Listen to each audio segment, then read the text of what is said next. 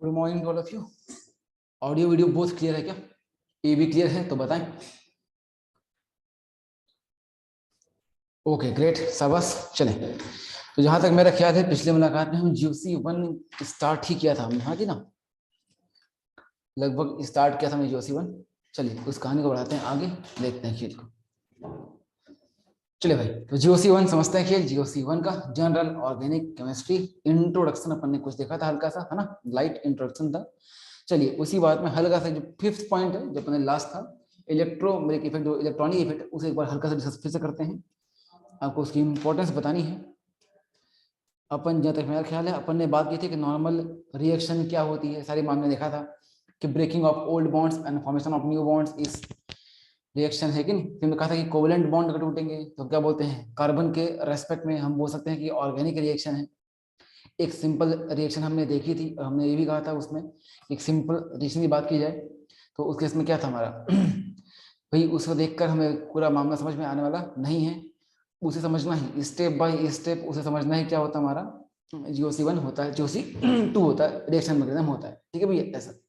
चलिए तो अपन बात करते हैं पैटर्न्स की, हम क्या क्या पढ़ने वाले हैं। अपन देखा था सबसे पहले बॉन्ड क्लीवेज, बॉन्ड टूटेंगे, बॉन्ड क्लीवेज होगा, बॉन्ड टूटेंगे, और बॉन्ड के टूटने पर बनते हैं क्या, इंटरमीडिएट्स। क्या बनते हैं, इंटरमीडिएट्स, जो तुम्हारे कार्बोकेटाइन, कार्बोनाइन, कार्बन थ्री, ऐसा अपन बहुत सारे इंटरमीडिएट्स की बात करेंगे।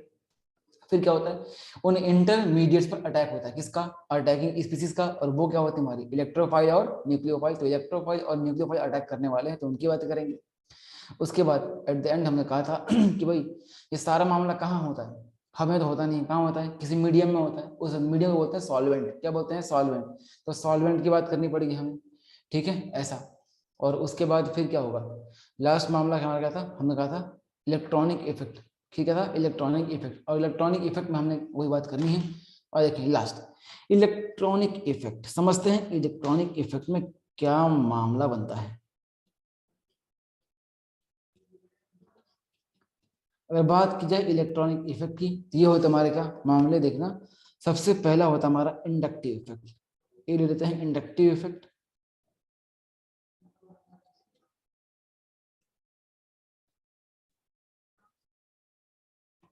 ये होता है इंडक्टिव इफेक्ट, ठीक है भैया। सेकंड होता है हमारा, ये फर्स्ट हमारा inductive effect. Second one is mesomeric effect. Mesomeric effect को हम एक नाम और देते हैं, इसे बोलते हैं रेजोनेंस इफेक्ट। इसे बोलते हैं रेजोनेंस इफेक्ट। और मजे की बात यह है कि जो एनसीईआरटी है वो इसे मीजोमेरिक ना कहकर रेजोनेंस इफेक्ट कहना पसंद करती है। ठीक है, तो एग्जाम में हमें किस फॉर्म में दिखाई देगा? ये रेजोनेंस इफेक्ट इसी नाम से दिखाई देने वाला है। ठीक है, बिकॉज एनसीईआरटी इसे इसी नाम से बुलाती है। किस नाम से? रेजोनेंस इफेक्ट के नाम से। ठीक है, चलिए नंबर 3 बात करते हैं। थर्ड होगा हमारा इफेक्ट हाइपर कॉन्जुगेशन इफेक्ट।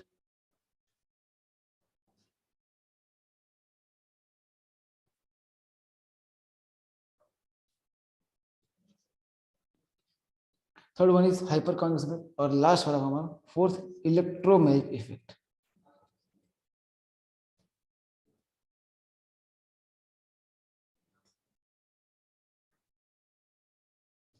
चार बातें हैं, देखिए अब समझते हैं, बात करते हैं इनके बारे में कि क्या इंपॉर्टेंस रखते हैं ये। देखिए पूरे ऑर्गेनिक केमिस्ट्री में सबसे इंपॉर्टेंट मामला यही होता है, इलेक्ट्रॉनिक इफेक्ट का। ऐसा क्यों बोल रहा हूँ भाई कि यहाँ से क्वेश्चन ज्यादा आते हैं क्या? नहीं, यहाँ से क्वेश्चन ज्यादा नहीं आते, क्वेश्चन यहाँ से कम ही आते हैं। पर बात ये होती है कि अगर यहाँ देखा जाए ध्यान से कि ये वो मामले हैं जिन्हें समझ में आ जाए, जिन्हें देख लिया जाए, समझ लिया जाए, तो इसके बेस पे हम पूरी की पूरी GOC2 समझ पाते होते हैं। ऐसा माना जाता है कि जिसको ये आ गया उसे आगे भी पूरा मामला आराम से समझ में आता होता है। इन्हें वैसे बोलता हूँ टूल्स। क्या बोलता हूँ? इसकी इंपॉर्टेंस को समझाने के लिए इन्हें वैसे बोलता हूँ tools of organic chemistry. Tools of organic chemistry. अब इसका क्या मतलब है? टूल्स ऑफ ऑर्गेनिक केमिस्ट्री, अब इसका क्या मतलब है? इसका मतलब ये है दादा कि टूल्स ऑफ ऑर्गेनिक केमिस्ट्री बोले तो अपन, इसका मतलब ये होने वाला है कि भाई मान लीजिए, जैसे कि मान लीजिए आप कहीं जा रहे हैं गाड़ी में बैठकर, ठीक है भाई, अभी गाड़ी चल रही है मस्त 80-90-100 की स्पीड से, अचानक से मान लीजिए टायर पंचर हो गया, भगवान अगर ऐसा हो, पर मान लेते ऐसा हो गया, अभी कंडीशन की डिमांड है, माना कैसा हो गया, तो आप गाड़ी किनारे लगाएंगे, फिर क्या करेंगे? अगर आपको टूल्स पर कमांड होगा गाड़ी के, तो आप क्या करेंगे? उन टूल्स का इस्तेमाल करेंगे, टायर बदलेंगे, स्टेपनी लगाएंगे और वापस से उसी रफ्तार से आगे बढ़ने लग जाएंगे। ऐसा हो जाएगा, है कि नहीं? इस तरीके से अगर मान लीजिए टूल्स पर कमांड ना हो तो आपकी गाड़ी वहीं किनारे खड़ी हो जाएगी, फिर आपको किसी और का इंतजार करना पड़ेगा। अरे मामला ऐसा है, तो सेम मामला यहाँ पर भी है कि अगर आपको ऑर्गेनिक केमिस्ट्री की गाड़ी चलानी है, आई रिपीट, अगर आपको ऑर्गेनिक केमिस्ट्री की गाड़ी चलानी है तो उसके लिए इन टूल्स पर कमांड होना जरूरी है, बहुत ज्यादा आवश्यक है। जिनको इन टूल्स पर कमांड हो जाएगा उसकी ऑर्गेनिक केमिस्ट्री गाड़ी भर्राटे से दौड़ने वाली है भविष्य में, ऐसा तय है। ठीक है भैया, चलिए समझते हैं इस खेल को। देखें, बात करते हैं इंपॉर्टेंस के बेस पर अगर स्टार लगाएं हम, तो इंडक्टिव इफेक्ट, इंडक्टिव इफेक्ट को हम देंगे 3 स्टार। क्या देंगे? 3 स्टार, ट्रिपल स्टार रेटिंग देंगे, इतना इंपॉर्टेंस रखता होता है। बात करें मीजोमेरिक, तो मीजोमेरिक सबसे ज्यादा इंपॉर्टेंट मामला है कि इसे तो आना ही चाहिए, जिसको ये आ जाएगा भविष्य में आगे सब आता रहेगा, कोई दिक्कत नहीं, दिखाई देता आराम से यहाँ चल के आ रहा है मामले में। इसे अपन देते हैं इंपॉर्टेंस के बेस पे 11 स्टार। और इतने स्टार आज के बाद आपको ना तो कभी कहीं दिखाई देंगे और ना आज तक कहीं दिखाई दिए थे। 11 स्टार से बनने वाला था भाई नहीं है, मतलब मोस्ट हाईएस्ट रेटेड टॉपिक कौन सा है? मेसोमेरिक इफेक्ट या फिर रेजोनेंस इफेक्ट हम बोलते हैं, ये हमारा क्या है? हाईएस्ट रेटेड टॉपिक है। ठीक है, नेक्स्ट देखें, बात करते हैं हाइपर कॉन्जुगेशन की। इसे हम देंगे 5 स्टार, 5 स्टार। और जो लास्ट है इलेक्ट्रोमैग्नेटिक इफेक्ट, ये बच्चों के खेलने की चीज नहीं, इसे हम बोलेंगे 0 स्टार। या आपको 0 अच्छा लगता तो आप सिंगल स्टार रख लीजिए। इसमें हम उतना ही मामला देखेंगे जितना गिवन है एनसीईआरटी में, और कुछ भी नहीं। यहाँ सवाल संभावना बहुत कम होती है, इसकी नीड में होने वाली नहीं है। अपन ऐसा पढ़ेंगे, अपन ऐसा पढ़ेंगे कि इसकी नीड होने वाली नहीं है कहीं। ठीक है भैया, चलिए, तो ये बनता है मामला हमारे इंपॉर्टेंस का। अब इसमें एक बात और होती है, जो पहले तीन इफेक्ट, फर्स्ट 3 इफेक्ट, ये हमारे परमानेंट इफेक्ट है। परमानेंट इफेक्ट, अब परमानेंट का क्या मतलब होता है समझते हैं। परमानेंट का क्या इफेक्ट होता है? अगर बात करें परमानेंट की, तो मतलब ये होता है, जैसे कि मान लीजिए एक जैसे आपका इफेक्ट देते हैं, है कि नहीं? जैसे पापा जब तक घर में रहते हैं, आप मस्त कॉपी किताब खोल के बैठे रहते हैं, पढ़ते रहते हैं। जैसे ही पापा निकलते हैं, नीचे गेट की आवाज आती है, कॉपी किताब किनारे, और वापस से वीडियो गेम खेलना स्टार्ट कर देते हैं, ठीक है नहीं? ऐसा तो ये क्या है? टेम्पररी इफेक्ट है। हाँ, जैसे फिर मान लो गेट की आवाज आएगी, बाहर पापा आ रहे हैं, अरे वापस से आपने खोला किताब, वापस बैठ गए, ऐसा होता है। ये क्या है? ये टेम्पररी इफेक्ट है। मतलब क्या कि किसी की प्रेजेंस में, किसी रीजेंट की प्रेजेंस में इफेक्ट हो रहा है, जैसे ही आपने वो रीजेंट हटाया वहां से, वो इफेक्ट न्यूट्रलाइज हो जा रहा है। मतलब पढ़ाई कब कर रहे हैं आप, जब सामने कोई बैठा हुआ है, मतलब वो जो जब तक वो रीजन प्रेजेंट है, जब तक वो रीजन प्रेजेंट है तब तक आपका काम चल रहा है। जैसे ही खत्म वो रीजन, खेल खत्म, आपने मना कर दिया, है कि नहीं? ऐसा इसे बोलते हैं टेम्पररी इफेक्ट। पर एक बच्चे ऐसे भी होते हैं, कुछ बच्चे फर्क ही नहीं पड़ता कौन है कौन नहीं है, वो अपना काम ईमानदारी से कायदे से कर रहे होते हैं, इसे बोलते हैं परमानेंट इफेक्ट। मतलब क्या कि भाई ऐसा इफेक्ट जो उस जगह अगर कोई मॉलिक्यूल पाया जा रहा है, उस मॉलिक्यूल में वो इफेक्ट है तो हमेशा होता रहेगा, चाहे कोई आए कोई जाए, फर्क पड़ता नहीं है, उसे बोलते हैं परमानेंट इफेक्ट। मगर यहाँ पर देखा जाए इलेक्ट्रोमैग्नेटिक इफेक्ट, ये क्या होता है? ये होता है temporary effect. This one is temporary, ये एक टेम्पररी इफेक्ट है, ये एक टेम्पररी इफेक्ट है। आरा मामला ऐसा, ये एक टेम्पररी इफेक्ट है। मतलब इस केस में जब तक होगा रिएजेंट तब तक ये इफेक्ट देखने को मिलेगा, जैसे ही ये रिएजेंट गायब हो जाएगा आपको ये इफेक्ट देखने को मिलने वाला नहीं है। ठीक है भैया, ऐसा तो इसे बोलते हैं टेम्पररी इफेक्ट। तो ये है मामला इलेक्ट्रोमैग्नेटिक इफेक्ट का, इलेक्ट्रॉनिक इफेक्ट का। चलिए तो आगे बढ़ाते हैं इस खेल को। अब लेते हैं पहला इफेक्ट, सबसे पहला सबसे पहला मामला, ठीक है ना? ये हमें मामले चलने हैं यहाँ तक, जब देखा था मैंने उस दिन, वहां से जर्नी स्टार्ट करनी, यहाँ तक चलना है। जिस दिन यहाँ पहुंच जाएंगे GOC1 समाप्त हो जाएगा। ठीक है भैया, ऐसा यहाँ तक हमें पहुंचना है। आ रहा मामला इस तरीके से, तो यहाँ तक पहुंचना है। चलिए अब लेते हैं one by one different concept. अब कंसेप्ट में सबसे पहला आएगा हमारा क्या, बॉन्ड क्लीवेज। आए बॉन्ड तोड़ते हैं। सबसे पहला कंसेप्ट नंबर 1। अब यहाँ से एक्चुअल में GOC1 स्टार्ट हो रही है। अब तक मामला बना था, क्या बनता था, बेस बना रहे थे कि नहीं, देखते क्या होता है। चलिए तो पहला है हमारा बॉन्ड क्लीवेज। आओ तोड़ते हैं bond.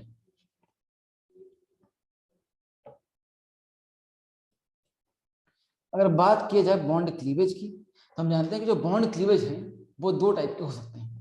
Bond cleavage can be of two type. एक होता है होमोलिटिक क्लीवेज और एक होता है हेटेरोलिटिक क्लीवेज। ठीक है भाई, अभी होता है क्या, समझते हैं इस खेल को। देखिए बॉन्ड क्लीवेज को समझते हैं। सपोज करते हैं, मान लीजिए कि यहाँ पर बॉन्ड तोड़ना सीखे अपन, कैसे तोड़ते हैं कि ये एक एटम है A और ये एक एटम है B, और दोनों के बीच इलेक्ट्रॉन्स की यहाँ पर शेयरिंग हो रखी है ऐसे। दोनों ने अपने अपने इलेक्ट्रॉन यहाँ पर शेयर कर रखे हैं इस तरीके से। अब इस बॉन्ड के टूटने के जो पैटर्न है वो तीन अलग अलग पैटर्न हो सकते हैं। तीन अलग अलग तरीकों से इस बॉन्ड को तोड़ा जा सकता है। देखिए कैसे। अगर बात करें तरीका नंबर 1, तो ये बॉन्ड या तो यहां से टूट जाए लाइक दिस, या फिर तरीका नंबर 2, ये बॉन्ड यहां से टूट जाए इस तरीके से, या फिर तरीका नंबर 3, किसी बीचों बीच काट दिया जाए इस तरीके से। समझते हैं, देखिए ये क्या होने वाला है। देखिए अगर बात करते हैं पैटर्न नंबर 1 की, सब जाग रहे हैं ना भैया? अभी तक चैट में कुछ आ नहीं रहा था, तो सब जाग तो रहे ना? सब है ना मेरे साथी, है ना? कि मतलब चालू करके सो सा गए हैं? Yes yes yes, very good. हाँ हाँ है, ठीक है, वेरी गुड, शाबाश।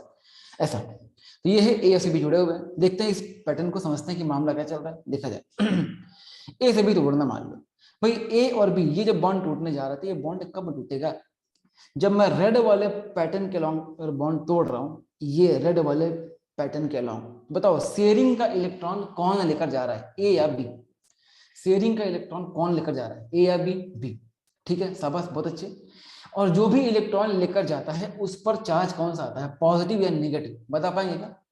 जो भी इलेक्ट्रॉन लेकर जाता है वहां क्या आता है, नेगेटिव चार्ज आता है। मतलब अगर ये रेड वाले पैटर्न के अकॉर्डिंग बॉन्ड टूटेगा तो मैं रेड से लिखता हूं कि बनने क्या वाला है, A और B बनेंगे। और उस A में, A पर क्या आएगा, A ने इलेक्ट्रॉन दिया, इलेक्ट्रॉन देने वाले पर चार्ज क्या आता है, पॉजिटिव, तो A बनेगा पॉजिटिव और B क्या बनने वाला है, नेगेटिव।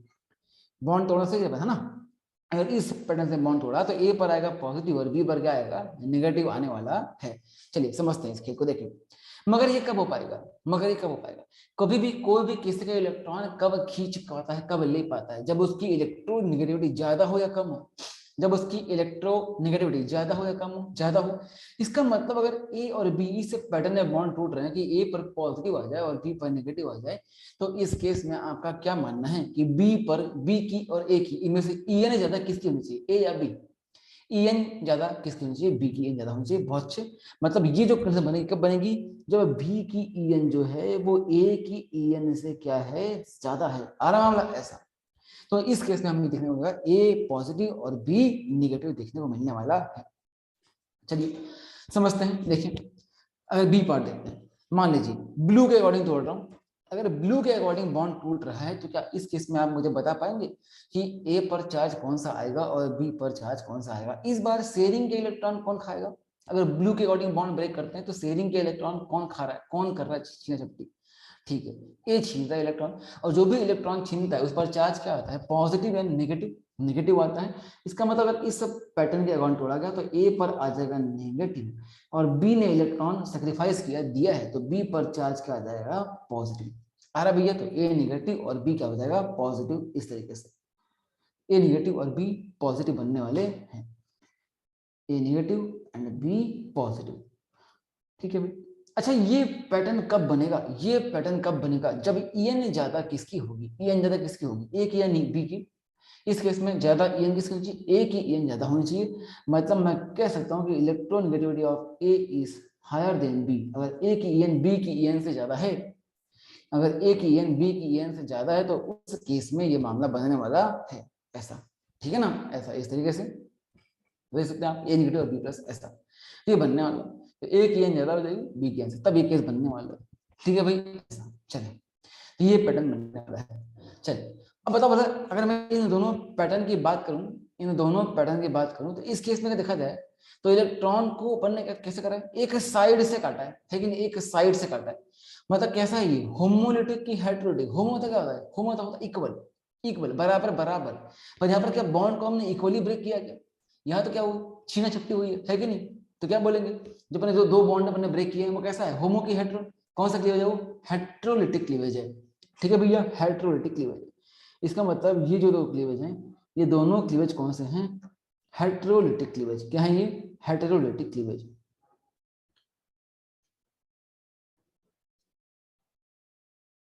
Heterolytic cleavage. अब एक चीज बताया मुझे कि अगर हेटेरोलिटिक क्लीवेज हो रहा है, बताओ इसके से बन क्या रहा है? क्या केटायन और एनायन बन रहे हैं क्या? केटायन और एनायन बन रहे हैं क्या? क्या केटायन और एनायन बन रहे हैं क्या? क्या केटायन और एनायन बन रहे हैं? दोनों कैसे बन रहे हैं क्या? दोनों केस में एक पर पॉजिटिव और एक पर नेगेटिव, मतलब बन रहा है केटायन और एनायन। अच्छा केटायन और एनायन दोनों को अगर एक जनरल टर्म में जब बांधना है तो मैं क्या बोलना पसंद करूंगा? आयंस। क्या बोलूंगा? आयंस। इसका मतलब ये है क्या कि जब भी होता है हेटेरोलिटिक क्लीवेज तो हेटेरोलिटिक क्लीवेज से क्या बनते हैं? हेटेरोलिटिक क्लीवेज से क्या बनते हैं? आयंस बनते हैं। क्या बनते हैं? आयंस। ठीक है भैया, हेटेरोलिटिक क्लीवेज से क्या बनते हैं? आयंस बनते होते हैं, चार्ज आता होता है। आ रहा मामला ऐसे। चलिए अब देखते हैं जो पिछला पार्ट है ग्रीन वाला, उसके अकॉर्डिंग बॉन्ड तोड़ते हैं। अगर मैं ग्रीन के अकॉर्डिंग बॉन्ड तोड़ रहा हूँ तो बताओ इस केस में दोनों बॉन्ड इक्वल इक्वल ब्रेक कर दिए गए हैं। तो ए ने अपना इलेक्ट्रॉन ले लिया और बी ने अपना ले लिया, दोनों के दोनों अपना अपना इलेक्ट्रॉन लेकर निकल जाएंगे। तो ए पर क्या बन जाएगा? रेडिकल, और बी पर भी क्या बन जाएगा? रेडिकल। तो ये बनने वाला है इस तरीके से सिंगल।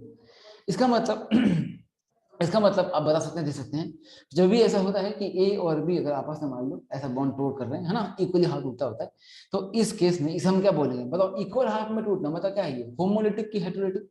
क्या है ये क्या है? होमो की हेटेरो। बता पाएंगे क्या? होमो की हेटेरो। ये है होमोलिटिक क्लीवेज, इसे बोलते हैं होमोलिटिक क्लीवेज। जब बॉन्ड इक्वली ब्रेक हो जाए तो नाम होता है होमोलिटिक। ठीक है नहीं? क्या नाम हो जाएगा? Homolytic cleavage.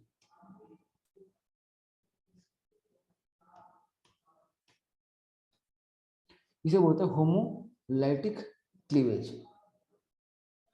अच्छा ये बता मुझे कि होमोलिटिक क्लीवेज से क्या बनता है? आयंस बनने का। होमोलिटिक क्लीवेज से आयंस बनते हैं क्या? आयंस बनते हैं क्या?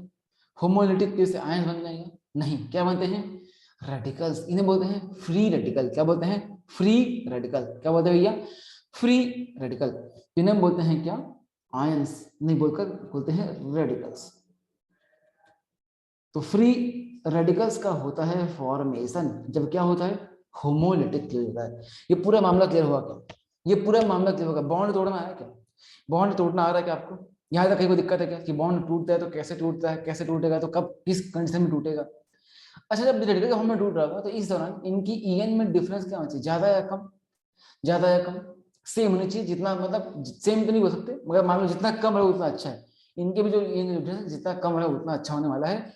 यही बातें हैं, मतलब ये सारे जो कंडीशंस हैं, पैटर्न्स हैं कि कब किस केस में क्या टूटने वाला है, ऑल क्लियर कंसेंट देखिए, वेरी गुड शाबाश है कि नहीं ऐसा। तो क्या होने वाला है, किस पैटर्न से कब टूटने वाला है, ये बात अपन देखने वाले हैं, उसको देखते हैं। कि factors affecting the bond cleavage, ठीक है। ये तो फैक्टर्स, किस फैक्टर के साथ बॉन्ड किस फॉर्म में टूटने वाला है, इसे अपन सीखते हैं। चलिए देखते हैं फैक्टर्स। यहाँ आएंगे डिफरेंट फैक्टर्स और हम चेक करेंगे कि उस केस में होने क्या वाला है, होमोलिटिक या फिर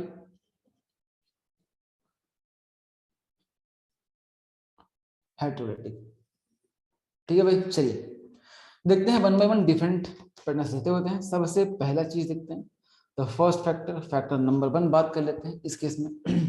सबसे पहले माहौल की बात करते हैं, हमेशा कहानी से देखेंगे, कहानी सुनाऊंगा, कहानी सारी बातें याद रहेंगी, ठीक है ना। चले तो पहला होता है माहौल, टेम्परेचर। देखते हैं कि टेम्परेचर का क्या फर्क पड़ने वाला है। देखिए सुनिए, टेम्परेचर देखते हैं। माना कि सुन लीजिए, माना कि आप क्लास में बैठे हुए हैं, है कि नहीं, और अचानक से मैं आप करता हूँ अनाउंसमेंट कि भैया यहाँ पर तो भूकंप आने वाला है, यहाँ भूकंप आने वाला है, ठीक है, भूकंप आने वाला है, और आपके पास 30 सेकंड है। आप क्या करेंगे, अपना सामान उठाएंगे और भागेंगे, बस ये करेंगे। आप क्या करेंगे, अपना सामान उठाएंगे और वहां से निकल लेंगे पूरी स्पीड से भागते हुए बाहर, क्या अपना सामान उठाओ भागो यहाँ से, इस तरीके से, ठीक है।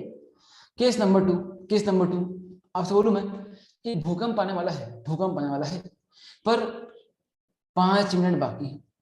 तो कुछ लोग होते हैं डरपोक, जो तो सब कुछ छोड़ छोड़ के भाग जाएंगे, सामान में कुछ चीज उनको है कि नहीं, ऐसा अपना लेके भाग जाएंगे, अपना भी नहीं लेंगे तो सब छोड़ के भाग जाएंगे, अरे भूकंप सुनते भाग जाएंगे वैसे डरपोक लोग। पर कुछ समझदार लोगों को पता है कि 5 मिनट काफी होते हैं, तो क्या करेंगे, वो रुकेंगे आराम से। जब लोग भाग जाएंगे तो अपना सामान तो उठाएंगे उठाएंगे, साथ ही साथ दूसरे का सामान भी आराम से उठाएंगे और जाएंगे। मतलब क्या है, खेल खेल है समय का, कि समय कितना बाकी है, समय कितना बाकी है। तो समय जब कम है तो आप सिर्फ अपना लेते हैं, भागते हैं, सिर्फ अपना देखते हैं आप। लेकिन जब समय ज्यादा बाकी होता है तो आप अपना तो लेते ही हैं, साथ में दूसरे का भी उठा के लेके भाग जाते हैं, ऐसा होता है। तो ज्यादा छीनते हैं। तो छीना झपटी कब होती है, जब समय ज्यादा हो, जब समय कम हो छीना झपटी होती नहीं है। मतलब क्या है इसका, मतलब ये था कि बात की जाए, अगर टेम्परेचर हाई होता है, टेम्परेचर हाई का मतलब होता है बहुत सारी एनर्जी का होना, एनर्जी बहुत ज्यादा होना। और हायर एनर्जी लेवल पर जब बहुत ज्यादा होती है एनर्जी, तो उस केस में बॉन्ड होता है, ब्रेक होता है, खटाक बहुत स्पीड से ब्रेक होता है। इतनी स्पीड से ब्रेक होता है कि मोर ईएन एटम को लेस ईएन एटम से इलेक्ट्रॉन खींचने की क्षमता मिलती नहीं है, उतना समय मिल नहीं पाता, इतनी स्पीड से। बहुत अच्छा होमोलिटिक है कि नहीं, वेरी गुड। तो मामला क्या बनेगा, कितनी स्पीड से बॉन्ड ब्रेक होगा कि बॉन्ड टूटने पर समय नहीं मिल पाएगा मोर ईएन एटम को लेस ईएन एटम से इलेक्ट्रॉन खींच पाने का। इसीलिए क्या होगा, वो खाली अपना अपना लेके भाग जाएंगे। मतलब क्या, अपना अपना लेकर भागना, मतलब छीटा छपटी नहीं होना। तो जब छीटा छपटी नहीं हो रही है, मतलब क्या बनेंगे, आयंस की रेडिकल, आयंस की रेडिकल। जब इलेक्ट्रॉन लेना देना नहीं हो रहा है, छीना नहीं आ रहा है, तो क्या बनेंगे, रेडिकल्स बनेंगे। और रेडिकल कहाँ बनते हैं, होमो में कि हेट्रो में, कहाँ बनते हैं रेडिकल्स, होमोलिटिक की हेट्रोलिटिक। ऑब्वियस सी बात है, होमोलिटिक। मतलब टेम्परेचर हाई होगा तो क्या होगा, होमोलिटिक क्लीवेज। तो higher temperature, high temperature, high temperature क्या होगा, होमोलिटिक क्लीवेज मिलेगी। वही अगर टेम्परेचर कैसा हो, लो हो, अगर टेम्परेचर कम हो, तो उस दौरान बॉन्ड टूटेगा, मगर आराम से बॉन्ड टूटेगा। एनर्जी कम होगी, जो बॉन्ड आराम से टूटेगा। जब बॉन्ड आराम से टूटेगा तो मोर ईएन एटम को लेस ईएन एटम से इलेक्ट्रॉन विड्रॉ करने का, खींचने का समय मिलेगा आराम से। तो वो इजीली वहां से इलेक्ट्रॉन विड्रॉ कर पाएगा, खींच पाएगा, फट से वहां से खींच लेगा इलेक्ट्रॉन। इलेक्ट्रॉन खींच के क्या कर लेगा, इलेक्ट्रॉन ले लेगा अपने पास। इलेक्ट्रॉन खींचा रहा है कौन, मोर ईएन एटम ले रहा है, छीन रहा है। तो छीना जबकि हो रही है, तो इस दौरान क्या बनेंगे, रेडिकल्स या आयंस, आयंस बनेंगे, ऑब्वियस सी बात है कि नहीं। और आयंस कहाँ बनते हैं, हेटेरोलिटिक में। तो आई होप इसके बाद आपको मतलब टेम्परेचर का मामला क्लियर होगा। तो भविष्य में जब होगा हाई टेम्परेचर, तो बॉन्ड टूटेगा, कैसे टूटेगा भैया, कैसे टूटेगा भैया, होमोलिटिक, और लो टूटेगा हेटेरोलिटिक। ठीक है ना, ये मामला आई थिंक क्लियर हो गया होगा। ठीक है, ये था मामला हमारा किसका, टेम्परेचर का। चलिए आगे देखते हैं, सेकंड लेते हैं, नंबर 2। नंबर 2 बात करते हैं लाइट। लाइट की बात करते हैं, लाइट, डिफ्यूज लाइट, इसे हम सिंबॉलिकली दिखाते हैं एच न्यू से। ठीक है, ऐसा। तो देखते हैं कि लाइट का मामला क्या होता है। देखें ध्यान से, अगेन एक कहानी फिर से है सुनानी। देखें बात करते हैं अगर लाइट की, तो लाइट का मतलब क्या होता है। जैसे मान लीजिए आप जब भी घर से बाहर निकलते हैं तो आप क्या कर देते हैं, लाइट बंद कर देते हैं, है कि नहीं, वेरी गुड, सही राकेश है ना। और देखते हैं कैसे होगा ऐसा, लाइट बंद कर देते हैं। जैसे हमारी ये लाइट बंद कर दिया, ऐसे ये लाइट बंद कर दिया, ये लाइट बंद कर दिया, ठीक है, लाइट बंद कर दिया। तो सब तरफ क्या है, अभी भी वाला ठीक है, जैसा था वैसा था, है कि नहीं। जब लाइट चालू करते हैं लाइट चालू करते हैं तो सब जगह उजाला आता है बराबर बराबर, हाँ कि ना। जैसा भैया जब घर से बाहर निकलते हैं आप लाइट बंद कर देते हैं, जब घर जाते हैं लाइट ऑन करते हैं टक से, जैसे बटन दबाते हैं तो पूरे कमरे में आता है उजाला हर तरफ। कहीं ऐसा होता है क्या कि भाई यहाँ उजाला हो यहाँ अंधेरा हो, यहाँ अंधेरा हो यहाँ उजाला हो, नहीं यहाँ उजाला यहाँ अंधेरा, ऐसा होता है क्या? ऐसा होता है क्या? ऐसा नहीं होता। अगर ऐसा हो तो भाग जाना वहां से, मतलब वहां कुछ खतरनाक चीजों के पाए जाने की संभावना है। अगर ऐसा हो सीधे भागना भैया वहां से, है ना, कुछ मत बोलना, आओ देखना ना ताओ देखना, सीधे भाग जाना वहां से, ठीक है। वहां पर कुछ खतरनाक चीजें पाई जा रही है, ऐसा है तो, है कि नहीं, ऐसा होना नहीं चाहिए, ठीक है भैया। ऐसा तो लाइट हर तरफ इक्वल इक्वल अमाउंट में मिलता होता है, डिफ्यूज लाइट बराबर फैलता होता है। इसका मतलब अगर दो लोग जुड़े हुए हैं आपस में पॉइंट मार के, ऊपर से लाइट मारेंगे, लाइट मारेंगे, ओहो हो राकेश विश्वास क्या बात है एलियन बना के उन्होंने एलियन की इमोजी सेंड कर दी है, वेरी गुड, क्या बात है कि नहीं, इमोजी क्या बात है, क्या बात है राकेश, बहुत बढ़िया, वेरी गुड, डू परफेक्ट एकदम है, शाबाश, ठीक है नहीं, एलियन क्या बात है ठीक है भैया। तो आप जब लाइट डाल रहे हैं किसी भी कंपाउंड पर तो लाइट बराबर बराबर मिलेगी दोनों को। जैसे मान लीजिए ए है और ये बी जुड़े हुए हैं, लाइट इधर आ रही है, इक्वल पड़ रही है कि नहीं हर तरफ, तो सबको बराबर बराबर लाइट मिलेगी, बिकॉज लाइट हर तरफ सेम एनर्जी देता होता है, ठीक है भैया। ऐसा जब दोनों को सेम मिलेगी एनर्जी तो दोनों क्या होगा, इक्वल होगा एक्टिवेशन।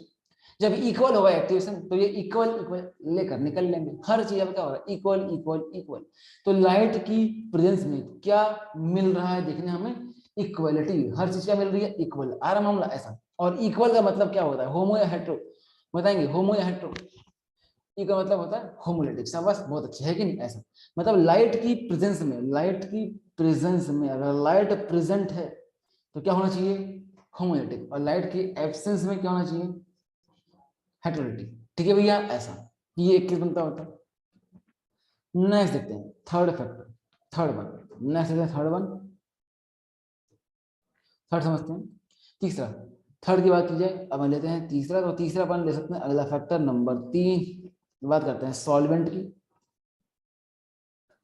देखते हैं सॉल्वेंट क्या कहता है, ठीक है। देखें अगर समझ रहे हैं मामले को सॉल्वेंट का, सॉल्वेंट क्या बोलता होता है, देखें आपने एक लाइन पढ़ी होगी, लाइक डिसॉल्व डिसलाइक, पढ़ा है क्या, लाइक डिसॉल्व डिसलाइक, पढ़ा है लाइक डिसॉल्व डिसलाइक, हाँ जनता चाह रही है, वेरी गुड शाबाश, no no no, like dissolve dislike नहीं पता, लाइक डिसॉल्व लाइक होता है कि नहीं, लाइक डिसॉल्व लाइक, शाबाश बहुत अच्छे, वेरी गुड, है कि नहीं, शाबाश वेरी गुड, मैं आपको पता है, अच्छी बात है।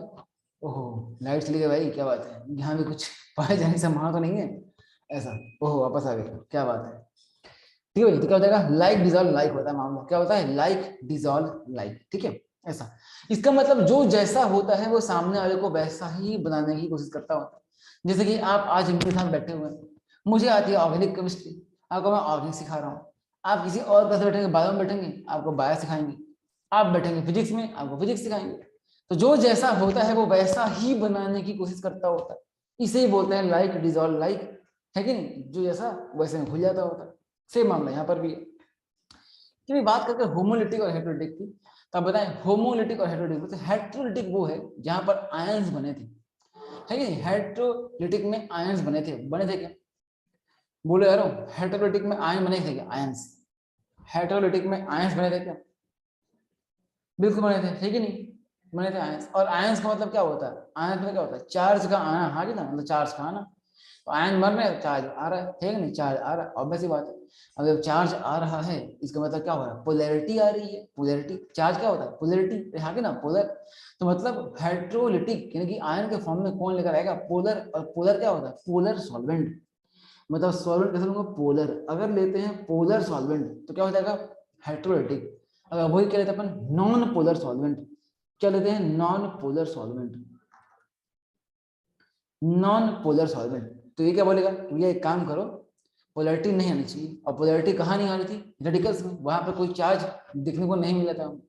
तो नॉन पोलर करता है किसको, होमोलिटिक को, और करता है पोलर को, हेटेरोलिटिक को, ठीक है भैया। ऐसा चलो नंबर 4 समझते हैं, नंबर नेक्स्ट, नंबर 4 अगला फैक्टर, फैक्टर नंबर 4, बात करते हैं डेल्टा ईएन की। देखें डेल्टा ईएन समझते हैं मामले को। अगर डेल्टा ईएन की बात की जाए तो आप जानते हैं कि दो लोगों के बीच में अगर डेल्टा ईएन का डिफरेंस ज्यादा होगा, डेल्टा ईएन से क्या होता है, क्या होता है डेल्टा ईएन, जानते हैं डेल्टा ईएन क्या होता है, देखें जैसे मान लो ये H और F लगे हैं, तो फ्लोरीन की होती है 4.0, H की होती है 2.1, इन दोनों के EN का डिफरेंस कितना होगा 1.9, इसे ही बोलते हैं डेल्टा EN। क्या बोलते हैं? Delta EN। Change in electronegativity delta EN बोला जाता है, change in electronegativity delta EN। अरे मामला ऐसा इस तरीके से बोला जाता है। और देखते हैं फिर डेल्टा EN में मतलब कमी वाला, जब डेल्टा EN आएगा कुछ कुछ एक्स्ट्रा आएगा तो उसमें क्या होगा देखते हैं। डेल्टा EN जब आता होता है, जब दोनों की EN में फर्क है तो जिसकी EN ज्यादा होती है डेल्टा निगेटिव बनाएगा और जिसकी कम है डेल्टा पॉजिटिव फॉर्म करेगा, इस तरीके से। तो EN डिफरेंस जितनी ज्यादा होगी, यहाँ पर पॉजिटिव और निगेटिव उतना ही ज्यादा होने वाला है। तो जितनी ज्यादा डेल्टा EN होगी उतनी ज्यादा क्या है पोलैरिटी आने वाली है। तो डेल्टा EN ज्यादा तो पोलैरिटी भी ज्यादा, और पोलैरिटी कहाँ आती है? होमो की हेटेरो में, हेटेरोलिटिक में आती होती है, ऑब्वियस ही बात है, ठीक है नहीं। इसका मतलब डेल्टा EN जितना ज्यादा होगा उतना अच्छा रहेगा, उतना करेगा फेवर किसको? हेटेरोलिटिक को। मतलब इस केस में देखा जाए तो यहाँ पर जो डेल्टा EN है उसकी वैल्यू ज्यादा होनी चाहिए, और यहाँ पर डेल्टा EN जितना कम हो उतना अच्छा होना चाहिए, जितना कम हो उतना बेहतर होगा, ठीक है भाई। चलिए द लास्ट फैक्टर समझते हैं, factor number 5, presence of peroxide. Peroxide का क्या इफेक्ट पड़ता होता है अपन ये देखने वाले हैं। देखें पेरोक्साइड का इम्पैक्ट क्या होता है। ओह, पेरोक्साइड का इम्पैक्ट, पेरोक्साइड जानते हैं? पेरोक्साइड ऑक्सीजन ऑक्सीजन लिंकेज को बोलते हैं पेरोक्साइड, है कि नहीं। जैसे कि मान लो ये ऑक्सीजन ऑक्सीजन लिंकेज, इसे बोलते हैं पेरोक्सी लिंकेज। लाइक आपने पढ़ा होगा H2O2, पढ़ा है ना H2O2, पढ़ा है H2O2 हाइड्रोजन पेरोक्साइड, है कि नहीं, ऐसा H2O2 पेरोक्साइड। अब यहाँ पर ध्यान से देखा जाए, इसे तोड़ता हूँ मान लो, अगर से करता हूँ क्रैक, ठीक है, तो क्या बन जाएगा ये? हाँ बिल्कुल हाफ ओपन, ठीक नहीं ऐसा तो टूटेगा, क्या बन जाएगा ये? O का बनेगा रेडिकल, बिकॉज यहाँ पर डेल्टा एन कम है, डेल्टा एन जीरो है। अपन नई बात की थी डेल्टा एन जितना कम होता है उतना ज्यादा होमोलिटिक, यहाँ पर O और O दोनों की EN सेम है, तो डेल्टा एन जीरो हो गया, तो क्या बन जाएगा? O रेडिकल बनने वाला है कि नहीं ऐसा। जब खुद बन रहा है रेडिकल तो आगे भी क्या बनाएगा रेडिकल, अपने बात की थी कि लाइट डिजॉल्व लाइट, जो जैसा होता है वो आगे भी वैसा ही बनाता होता है। जब खुद डेल्टा एन जीरो है, जब खुद बनेगा टूटेगा इन द फॉर्म ऑफ रेडिकल, तो आगे भी क्या बनाएगा? रेडिकल ही फॉर्म करने वाला है। मतलब पेरोक्साइड डेल्टा एन जीरो है तो क्या कहेगा? खुद बनेगा रेडिकल, आगे बनाऊंगा रेडिकल। और बनता कहाँ है रेडिकल? कहाँ बनता है रेडिकल? कहाँ बनता है? होमो में। मतलब पेरोक्साइड की प्रेजेंस में क्या होना चाहिए? Homolytic cleavage. तो पेरोक्साइड की जो प्रेजेंस है वो करेगी फेवर किसको? होमोलिटिक क्लीवेज को। इसकी प्रेजेंट क्या करेगी? होमो को फेवर करेगी और हेटेरो फेवर नहीं करेगी, ठीक है भैया। इसकी एब्सेंस होनी चाहिए, इसकी एब्सेंस में हमें देखने को मिलता है क्या? Heterolytic cleavage. तो ये थे डिफरेंट फैक्टर जब हमने कहानियों के फॉर्म में याद कराने की कोशिश करी है। क्या आपको ये पांचों फैक्टर कहानी के फॉर्म में याद हो गए हैं क्या? अगर ऐसा है तो मेरा काम सफल हो जाएगा। यस वेरी गुड, शाबाश, बहुत अच्छे भाई। Light, temperature, solvent, delta EN और पेरोक्साइड, ऐसी कहानी आती रहेगी, है कि नहीं। चलिए ये बन जाएगा मामला हमारा क्या। ये तो हमारा पहला केस, जो मैंने कहा था ना अपन डिफरेंट चीजें पढ़ने वाले हैं। तो पहला हमारा केस था हमारा क्या? बॉन्ड क्लीवेज की। बॉन्ड टूटता है तो कैसे टूटता है, क्यों टूटता है, कब टूटता है, कहाँ टूटता है, किस कंडीशन में कैसे टूटता होता है, ये सारा मामला हमने देख लिया है यहाँ पर। इसे बोलते हैं कंप्लीट बॉन्ड क्लीवेज, की बॉन्ड का टूटना, ठीक है भैया। तो आप सीख चुके हैं कि बॉन्ड टूटता कैसे है, ठीक है। चलिए अब बात है सेकंड कंसेप्ट, बॉन्ड हमने तोड़ना आ चुका है, बॉन्ड हमने तोड़ दिया है। बात नंबर 2 देखते हैं। हम कहा था कि बॉन्ड जब भी टूटेंगे तो बॉन्ड्स के टूटने पर क्या बनता है? इंटरमीडिएट। क्या बनता है? इंटरमीडिएट। तो अब देखते हैं, बात करते हैं इंटरमीडिएट्स की। देखें तो लेते हैं इंटरमीडिएट, सेकंड जो हमारा इंटरमीडिएट।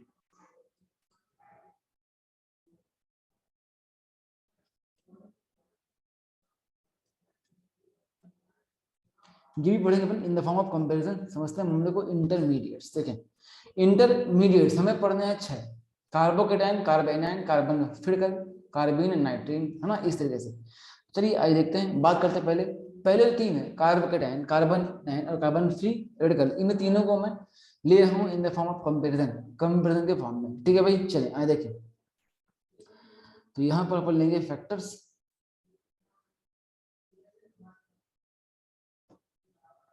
किस फैक्टर के बेस पे हम करने वाले हैं कंपेयर। यहाँ पर लीजिए कार्बोकेटाइन, एक में लेंगे कार्बन एनायन और एक में लेंगे कार्बन फिडिकल, ठीक है भैया ऐसा। तो इसका सिंबल दिखाया तो हमने, यहाँ पर अपन लेंगे ऐसा, ये कौन है, ये कौन है, और ये कौन है। देखिए सबसे पहला फैक्टर लेते हैं इनका नेम, कि आखिर ये है कौन।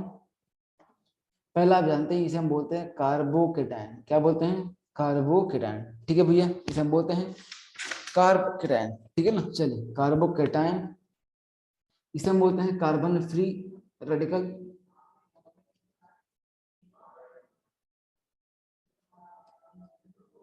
कार्बन फ्री रेडिकल, और इसे बोलते हैं कार्ब एनायन। अब बातें आप बताते चलिए धीरे धीरे। ये तो का नाम था, पहले नाम से भैया कहीं नाम ना भूलना बाद में। ठीक है, सेकंड चीज देखना है इसमें, one by one different different चीजों को करते जाएंगे। ठीक है, चलिए क्या आप इसमें मुझे नंबर ऑफ बॉन्ड यानी कि बॉन्ड पेयर बता पाएंगे।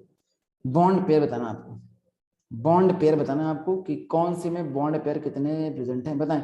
कार्बोकेटायन में कितने बॉन्ड पेयर दिख रहे हैं आपको, समझते हैं बॉन्ड पेयर। हाँ, वो इलेक्ट्रॉन पेयर जो बॉन्ड को बनाने में इन्वॉल्व है उन्हें बोलते हैं बॉन्ड पेयर। अगर ध्यान से देखा जाए इस कार्बन का ना कार्बोकेटायन की, तब कितने, एक दो तीन बॉन्ड है कि नहीं, तीन बॉन्ड, क्या बन जाएगा, बॉन्ड पेयर कितने हैं, तीन। यहाँ पर बॉन्ड पेयर तीन है। बताएं कार्बन फ्री रेडिकल, यहाँ पर कितने बॉन्ड पेयर है, कार्बन फ्री रेडिकल यहाँ पर भी तीन है। कार्ब एनायन में कितने बॉन्ड पेयर है, कार्ब एनायन में कितने बॉन्ड पेयर है, यहाँ पर भी तीन है। सब में बॉन्ड पेयर तीन है। ठीक है, नेक्स्ट देखते हैं नंबर तीसरा, अगला। ये तो गया बॉन्ड पेयर। नेक्स्ट देखते हैं, मान लीजिए बॉन्ड पे आपको एलपी देखना आता होगा, लोन पेयर है कि नहीं, बॉन्ड पे आता है तो लोन पेयर देखना भी आता होगा। तो अब बताएं कार्बोकेटायन में कोई लोन पे आता है क्या, कार्बोकेटायन में कोई लोन पे आता है क्या। प्लस का मतलब क्या होता है, इलेक्ट्रॉन है कि नहीं है, इलेक्ट्रॉन है कि नहीं है। प्लस का तो क्या होता है, इलेक्ट्रॉन है कि नहीं है, नहीं है दे दिया उसने, है कि नहीं, छोड़ दिया, निकाल दिया, फेंक दिया, भाई ले जा तो कोई दिक्कत नहीं, इलेक्ट्रॉन नहीं उसके पास। ठीक है भैया, ऐसा क्या बोलेंगे, इलेक्ट्रॉन नहीं है, ये बन जाएगा जीरो, सन्नाटा, है कि नहीं। तो इसके इसमें कुछ भी होने वाला नहीं। अगला देखते हैं, नेक्स्ट बात करते हैं कार्बन फ्री रेडिकल्स की। तो यहाँ पर बताएं, यहाँ पर कोई इलेक्ट्रॉन पेयर है क्या, कोई लोन पर है क्या, नहीं है, लोन पेयर नहीं बनेगी। आप सोचोगे सिंगल इलेक्ट्रॉन है तो क्या करेंगे, सिंगल भाई सिंगल होता, अगर सिंगल कभी पेयर बनता तो बात ही क्या थी, फिर तो कोई शादी नहीं करता, है कि नहीं, खुद में अपने आप में बन जाता पेयर, है कि नहीं, है कि नहीं, ऐसा हो जाता। ऐसा होता कैसा नहीं होता, लोगों को पेयरिंग करनी पड़ती है कि नहीं, ऐसा। तो अकेला कभी कोई पेयर नहीं होता, अकेला कोई पेयर बनता है क्या, तो बनता ही नहीं पेयर, अकेले अकेले कैसे पेयर बन जाएंगे। बाकी इस बात हंस रहे हैं, शानदार है कि नहीं, बहुत अच्छे, वेरी गुड, इसी हंसते से सीख जाएंगे सब कुछ, है ना। चलो सन्नाटा, क्या जगह सन्नाटा, यहाँ पर कोई एलपी नहीं है, कोई पेयर नहीं है। ठीक है भैया, अगला बताएं नंबर 3, कार्ब एनायन में कहीं कोई लोन पर दिख रहा है क्या।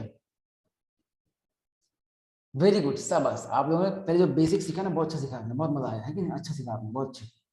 कार्ब एनायन की बात करें, जानते हैं कि नेगेटिव में क्या होते हैं, दो इलेक्ट्रॉन होते हैं, एक खुद का और एक दूसरे से मारा हुआ, पता था नहीं बात, ठीक है नहीं, ऐसा। तो यहाँ पर क्या हुआ, नेगेटिव मतलब दो इलेक्ट्रॉन, देखो जो मैंने बेसिक बताया था एकदम स्टार्टिंग में, ठीक है नहीं, दो होते हैं इलेक्ट्रॉन नेगेटिव में, एक होता है खुद का और एक दूसरे से छीना हुआ, यहाँ क्या बन जाएगा, एक आ जाएगा, वेरी गुड, आएगा एलपी। अब निकालते अपन स्टेरिक नंबर, आपको सिखाया था स्टार्टिंग में, जब निकालते थे हाइब्रिडाइजेशन निकालते थे, तब आपको मैंने स्टेरिक नंबर निकालना सिखाया था, नंबर 4 स्टेरिक नंबर। अब बताया था कि स्टेरिक नंबर होता क्या है, number of LP plus BP, मतलब लोन पेयर और बॉन्ड पेयर का सम ही क्या होता है, स्टेरिक नंबर। तो बताएं कार्बोकेटायन के रेस्पेक्ट में आपको स्टेरिक नंबर कितना देखने को मिलने वाला है, बताओ कितना आएगा, 3 आएगा, ऑब्वियस सी बात है, यहाँ पर 3 आएगा, यहाँ पर भी कितना आएगा बताएं। सेकंड में कार्बन फ्री रेडिकल, यहाँ पर भी कितना आएगा, 3 आएगा। बताएं कार्ब एनायन में कितना आएगा, कार्ब एनायन में कितना आएगा, सम आ जाएगा 4। बहुत अच्छी, इस तरीके से, ठीक है। और आपको मैंने स्टार्टिंग में जब बेसिक बताया था हाइब्रिडाइजेशन, तब बताया था कि इसी स्टेरिक नंबर का इस्तेमाल करके हम निकालते हैं हाइब्रिडाइजेशन। तो आप बताएं मुझे इस नंबर 4 के बाद नंबर 5 जा रहा हूं मैं, हाइब्रिडाइजेशन स्टेट पे। तो आप बताएं मुझे कि हाइब्रिडाइजेशन स्टेट किसका क्या आने वाला है, बताएं 3 से क्या बनेगा, 3 से क्या आएगा, आपको आता निकालना, शाबाश, बहुत अच्छी, शानदार निकली, बहुत बढ़िया, मजा आ रहा है एकदम, sp2 क्या आएगा, sp2। अगला बताएं इसका भी क्या आएगा, sp2, वेरी गुड। और लास्ट वाले क्या जाएगा, sp3, बहुत शानदार, बहुत ही बढ़िया, मस्त रिस्पॉन्स करना, मजा आ रहा है क्या ऐसा sp3। जब ये निकल गया हाइब्रिडाइजेशन, तो क्या इस हाइब्रिडाइजेशन का इस्तेमाल करते हुए क्या मैं इनके शेप और ज्योमेट्री का कर सकता हूँ? क्या ज्योमेट्री आता था? ज्योमेट्री, क्या इसके जियोमेट्री की बात कर सकते हैं क्या? बताएं ज्योमेट्री क्या आएगा? sp2 की ज्योमेट्री क्या आएगी? क्या आएगी? क्या आएगी? Trigonal planar. बहुत अच्छे, शाबाश, ट्राइगोनल प्लेनर। वैसे देखा जाए, बात करें कार्बन फ्री रेडिकल, ये भी सेम है, तो सेम ही आ जाएगा ये भी, है कि नहीं? Trigonal planar, trigonal planar. नहीं सकते हैं, ये आ जाएगा tetrahedral, tetrahedral. Very good. Next page पे आते हैं, इसी बात को कंटिन्यू करते हैं आगे।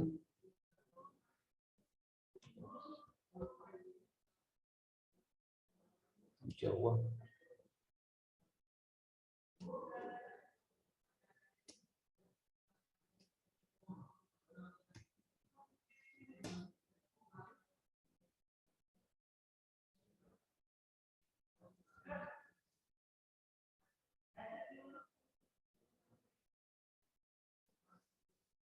चलिए, फैक्टर नंबर कौन सा था? फैक्टर नंबर 6 तक हो चुका है ज्योमेट्री। आइए सेव देख लेते हैं। नेक्स्ट नंबर नंबर 7 देखते हैं। बताएं कि इस केस में मामला क्या बनने वाला है। अगर बात करते हैं इसके शेप की, बताएं ट्राइगोनल प्लेनर से क्या बनेगा? ट्राइगोनल प्लेनर ही बनेगा, बिकॉज लोन पेयर कुछ भी नहीं। देखिए एक बता दूं आपको मैं, जब तक किसी मॉलिक्यूल के पास लोन पेयर ना हो तो जो ज्योमेट्री होती है वही शेप बनता है। आराम से दोनों सेम आते होते हैं, है कि नहीं? आप जानते हैं भाई, जब तक सेंट्रल एटम की लाइफ में कोई लोन पेयर नहीं आएगी ना, तब तक उसका शेप बदलने वाला नहीं है, वो वही रहेगा हमेशा। जिस दिन उसकी लाइफ में कोई लोन पेयर आ जाएगी, उसका शेप बदल जाएगा। हर मामला ऐसा, तो शेप सेम रहेगा दोनों ही केसेस में। हाँ, लास्ट वाले में मामला अलग बनेगा। जो टेट्राहेड्रल था वहां पर एक एल्की आ रहा था, तो इससे क्या बन जाएगा? पिरामिडल। यहाँ जो खेल बनने वाला है वो बनने वाला है क्या? पिरामिडल। आर मामला ऐसा। चलिए नेक्स्ट लेते हैं नंबर 8। नंबर 8 बताएं, आउटर मोस्ट सेल इलेक्ट्रॉन बता पाएंगे क्या? आउटर मोस्ट सेल में इलेक्ट्रॉन, आउटर मोस्ट सेल में इलेक्ट्रॉन कितने हैं? आइए गिनिए, बताइए। कार्बोकेटाइन के पास अभी इस स्टेट में कितने इलेक्ट्रॉन दिख रहे हैं आपको? कितने दिख रहे हैं? 0 बोल रहा है राकेश बस। नहीं बेटा नहीं, बॉन्डिंग है ना, बॉन्डिंग करके देखो ना, 6 आएंगे यहाँ पर, यहाँ पर सिंगल, यहाँ पर 2, ये 3 और 4। इस केस में अभी इसके कितने हैं? 6 हैं भैया, 6। अगर एक बॉन्ड और फॉर्म कर लेता तो 8 हो जाते, है कि नहीं? CH4 में कितने होते हैं? 8 होते हैं। यहाँ पर 3 बॉन्ड रखे हैं, तो हर बॉन्ड में कितने आते हैं? 2 इलेक्ट्रॉन आते होते हैं, तो 3 बॉन्ड से कितने बन जाएंगे? 6 इलेक्ट्रॉन आएंगे ना, कितने? 6 इलेक्ट्रॉन्स आएंगे। देखा जाए, बात करते हैं नेक्स्ट, यहाँ पर देखा जाए आउटर मोस्ट में कितने आएंगे? 6 इलेक्ट्रॉन। यहाँ बताएं अगला, carbon free radical, carbon free radical, यहाँ पर कितने इलेक्ट्रॉन दिखाई दे रहा है आपको? हाँ शाबाश, बहुत अच्छे है कि नहीं? 7 आ जाएगा यहाँ पर, 7। बताएं, और पिरामिडल जो शेप आ रहा था कार्बन, यहाँ कितने आएंगे? यहाँ कितने आएंगे? यहाँ 8 आ जाएंगे। Very good. जब आउटर मोस्ट सेल में इलेक्ट्रॉन पता है, तो इस इलेक्ट्रॉन के बेस पर क्या मैं इसके ऑक्टेट के बारे में कमेंट कर सकता हूँ? बिल्कुल कर सकता हूँ। इसके ऑक्टेट के बारे में तो 9th फैक्टर देखेंगे, इसके ऑक्टेट के बारे में करने वाले हैं कमेंट। बताएं आउटर मोस्ट सेल इलेक्ट्रॉन देखकर आपने बताया कि बात है ऑक्टेट की, तो ऑक्टेट कैसा है इसका? कार्बोकेटाइन का ऑक्टेट कैसा है? कंप्लीट की इनकम्प्लीट? इनकम्प्लीट कैसा है? इनकम्प्लीट है। Very good. भाई ऑक्टेट के लिए क्या चाहिए हमें? पूरे के पूरे 8 इलेक्ट्रॉन होने चाहिए, है कि नहीं? इनकम्प्लीट हो जाएगा। बताएं यहाँ पर, बताएं कार्बन फ्री रेडिकल ऑक्टेट क्या है? कंप्लीट की इनकम्प्लीट? इनकम्प्लीट। Very good. और कार्बन आयन का यहाँ पर कैसा है? कंप्लीट है ऑक्टेट। ठीक है भैया, ऐसा। इसका मतलब अगर मैं इनके नेचर की बात करूं, अगर इनका नेचर देखूं, मैं इनका नेचर देखूं, बात करें नेचर की, तो बताएं इसका नेचर कैसा होगा? कैसा ये इलेक्ट्रॉन डेफिशिएंट की रिच? इलेक्ट्रॉन डेफिशिएंट है या रिच है? Electron deficient. कैसा ये? इलेक्ट्रॉन डेफिशिएंट है। और जो कार्बन फ्री रेडिकल है ये भी कैसा है? Electron deficient.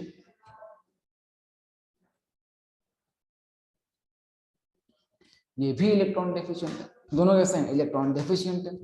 जबकि बात करें कार्ब एनायन, तो यहाँ पर नेगेटिव के फॉर्म में इलेक्ट्रॉन बहुत सारा मौजूद है, ठीक है, क्या कहलाएगा, इलेक्ट्रॉन डेफिशिएंट या रिच, इलेक्ट्रॉन रिच कहलाएगा। वेरी गुड, ये इलेक्ट्रॉन रिच कहलाएगा। जब ये इनकी टेंडेंसी है, ये इनका नेचर है, तो इसके बेस पर मैं इनकी इनकी जो कैसे मतलब टेंडेंसी क्या शो करने वाले हैं, कैसे एक्ट करते हैं, उसके कर सकते हैं। नंबर 11 एक्ट्स एज, किस फॉर्म में काम कर सकते हैं ये देखेंगे, भविष्य में आएगा ये दोबारा कि जानेंगे क्या होता है। तो भाई जितने भी लोग इलेक्ट्रॉन डेफिशिएंट है, इलेक्ट्रॉन की कमी होती है, वो काम करते हैं एज अ इलेक्ट्रोफाइल, इसी कारण ये भी काम करता है, एक्ट करता है एज अ इलेक्ट्रोफाइल, काम करता है एज अ इलेक्ट्रोफाइल। बताएं कार्बन फ्री रेडिकल वो भी कैसे काम करेगा, एज अ बोले यार इलेक्ट्रोफाइल, हाँ कि ना, बिकॉज उसका भी ऑक्टेट कंप्लीट नहीं है, इलेक्ट्रॉन डेफिशिएंट है, तो ये भी काम करने वाला है एज अ इलेक्ट्रोफाइल। क्योंकि बात की जाए ये इलेक्ट्रॉन रिच है, इलेक्ट्रॉन रिच है, इलेक्ट्रॉन जो रिच होते हैं वो काम करते हैं एज अ न्यूक्लियोफाइल, समझ लीजिए बहुत बढ़िया, ये काम करेगा एज अ न्यूक्लियोफाइल, ये काम करेगा ऐसा न्यूक्लियोफाइल, आ रहा मामला ऐसा, ठीक है। चलिए ये बनते हैं मामले, इन सब का हमें इस्तेमाल करना होगा, ये डिफरेंट फैक्टर्स थे जो हमें जानने चाहिए थे, इनके सम्मान में इस तरीके से यहाँ पर हमारा डब्बा बंद कर सकते हैं।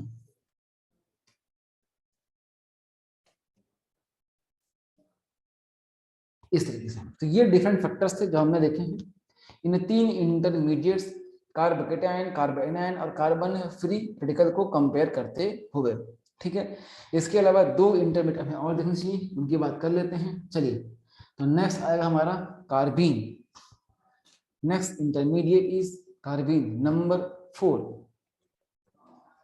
ठीक है भैया। अपन ने आपको स्टार्टिंग में जब अपन ने फ्लो चार्ट बनाया था, अपन ने उस चार्ट में आपको बताए थे नाम 6 या 5 नाम बताए थे, बताते हैं carbocation, carb anion, carbon free radical, carbene और नाइट्रीन, है कि नहीं, तो वो हो चुका है। आइए देखिए यहाँ पर नंबर 4 देखते हैं, तो नंबर 4 की बात कर लेते हैं, यहाँ पर बात कर लेते हैं कार्बीन की।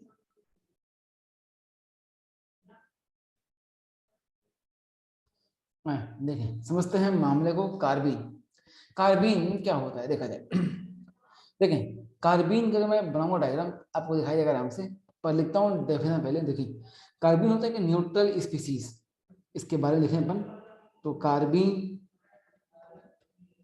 इज अ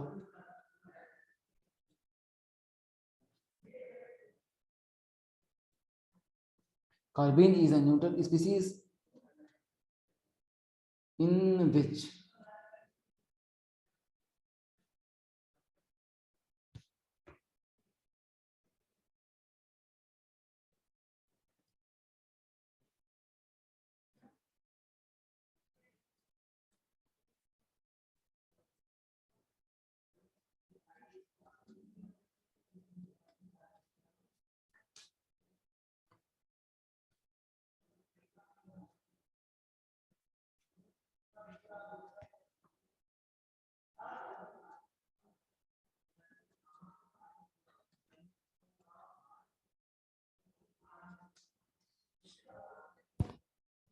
ठीक है। देखिए ऐसा होता है हमारा कार्बन, ये अपन जो कार्बन, इसके दो बॉन्ड बनते हैं इस H से, ऐसा, ये हमारा जनरल कार्बन है, यहाँ इलेक्ट्रॉन, यहाँ भी इलेक्ट्रॉन, यहाँ भी इलेक्ट्रॉन और यहाँ भी इलेक्ट्रॉन, और दो इलेक्ट्रॉन फ्री फॉर्म में होता है कार्बन के ऊपर, ये होता है कार्बन।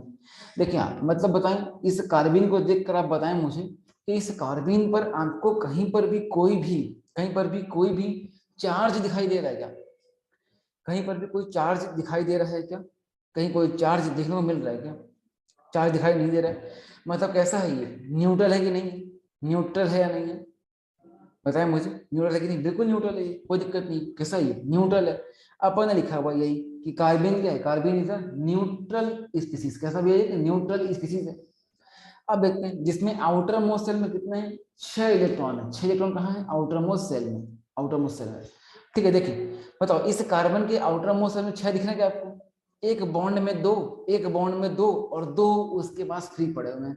कार्बन के आउटर मोस्ट में कितने होते हैं, 4 होते हैं, 4 में से 2 चलेगा शेयरिंग में, जो गया शेयरिंग में वो 2 से क्या हो जाएगा, 4 हो जाएगा, और 2 अपने बच गए, 6 की नहीं, देखो ना बॉन्ड में दिख रहा है आपको, 6 इलेक्ट्रॉन दिख रहे हैं क्या आपको, क्या मैं मार्क करूं उन्हें, 6 इलेक्ट्रॉन सबको दिख रहे हैं क्या? ये 6 इलेक्ट्रॉन है भाई, ये 1, ये 2, ये 3, ये 4 और ये 5 और ये 6, यही 6 इलेक्ट्रॉन है यहाँ पर। ठीक है भैया, ये 6 डिफरेंट इलेक्ट्रॉन हैं कार्बन के अंदर। ये 6 डिफरेंट इलेक्ट्रॉन यहाँ पर कार्बन के अंदर आपको देखने को मिलते होते हैं। ठीक है ना, ऐसा इस तरीके से। ठीक है, तो ये बोल रहे हैं कि कार्बन के आउटर मोस्ट शेल में कितने होते हैं? 6 इलेक्ट्रॉन, जिसमें से कितने हैं? 4 बॉन्डेड है। आप देख सकते हैं कि बॉन्ड के फॉर्म में कितने इलेक्ट्रॉन है? बॉन्ड वाले कितने हैं? 4 इलेक्ट्रॉन बॉन्ड के फॉर्म में है, और बाकी ये 2 इलेक्ट्रॉन है वो कैसे हैं? नॉन बॉन्डेड, वो बिना बॉन्ड के फॉर्म में। तो हम कह सकते हैं कि क्या है? एक न्यूट्रल किसी से जिसके आउटर मोस्ट शेल में होते हैं 6 इलेक्ट्रॉन, जिसमें से 4 क्या है? बॉन्डेड है, और 2 क्या है? नॉन बॉन्डेड है। आ रहा मामला ऐसा। तो इस तरीके से हम ये कर सकते हैं, सिंपल सा खेल है, आराम से कर सकते हैं। ठीक है भैया, ऐसा सिंपल सा मामला। चलिए आगे बढ़ाते हैं खेल को। ऐसा तो ये होता है। फिर बात करें कार्बन की, तो कार्बन को 2 पार्ट्स में करते हैं डिवाइड। कितने पार्ट्स में? 2 पार्ट्स में। ठीक है भाई, 2 पार्ट्स में करते हैं डिवाइड। देखिए चले तो बात कर सकते हैं यहाँ पर। Carbon are of 2 types of carbon अगर देखा जाए, टाइप्स ऑफ कार्बन की बात करें तो ये होता है 2 टाइप का। एक होता है सिंगलेट कार्बन और एक होता है ट्रिपलेट कार्बन। तो एक देखते अपन सिंगलेट कार्बन।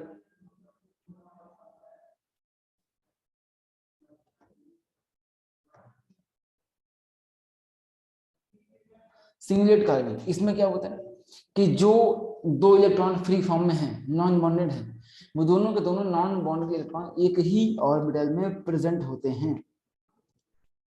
ऐसा ये H है, यहाँ पर भी H है। कार्बन के आउटर मोस्ट में 4 आते हैं ऑर्बिटल, एक यहाँ और एक यहाँ। तो जो 2 इलेक्ट्रॉन हैं जो नॉन बॉन्डेड वाले, दोनों के दोनों कहाँ आएंगे? सेम ऑर्बिटल में, तब बोलते हैं सिंगलेट कार्बन। वैसे बात करें ट्रिपलेट, ये होता है सेकंड होता है ट्रिपलेट कार्बन।